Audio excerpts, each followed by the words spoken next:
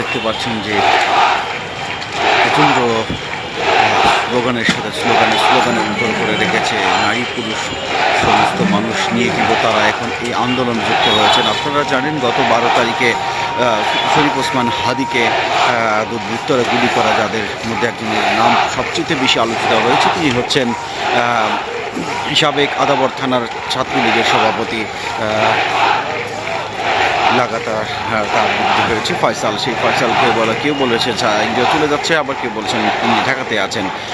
এরপর থেকে কিন্তু তিনি ওসমান হাদি অসংখ্য মানুষের ভালোবাসায় সিক্ত হয়েছেন, যদিও তিনি গুরুতর অবস্থায় ঢাকা মেডিকেল কলেজ, এরপরে এভার কেয়ার, এরপরে সিঙ্গাপুরে তিনি চিকিৎসাধীন ছিলেন, কিন্তু তিনি চিকিৎসারত অবস্থায় মৃত্যুবরণ করেন। তারপর থেকেই কিন্তু সাধারণ মানুষ, ছাত্রছাত্রী, আবার বৃদ্ধ বনিতা থেকে শুরু করে নারী পুরুষ সকলে মিলে কিন্তু এখানে আন্দোলন চালিয়ে যাচ্ছে। যে পর্যন্ত আন্দোলন না হবে, যে পর্যন্ত হত্যার বিচার না হবে, সে পর্যন্ত ইনকিলাব মঞ্চ কিন্তু আন্দোলন চালিয়ে যাওয়ার জন্য ঘোষণা দিয়েছেন এবং সাধারণ মানুষ কিন্তু এর সাথে যুক্ত হয়েছেন। আপনারা দেখছেন এখন রাত হাজে, সারা রাত্রি পর্যন্ত থাকার কথা বলছেন এবং রাতে আমরা শুনতে পেরেছি কোনো একজন উপদেষ্টা হয়তো তাদের সাথে যোগাযোগ করছেন এবং এই আন্দোলনের সাথে তাদের সাথে কথা বলতে চেয়েছেন। এবং এই আন্দোলনের বর্তমান যে মুখপাত্র জাবের আছেন, তিনি বলেছেন যে একজন উপদেষ্টা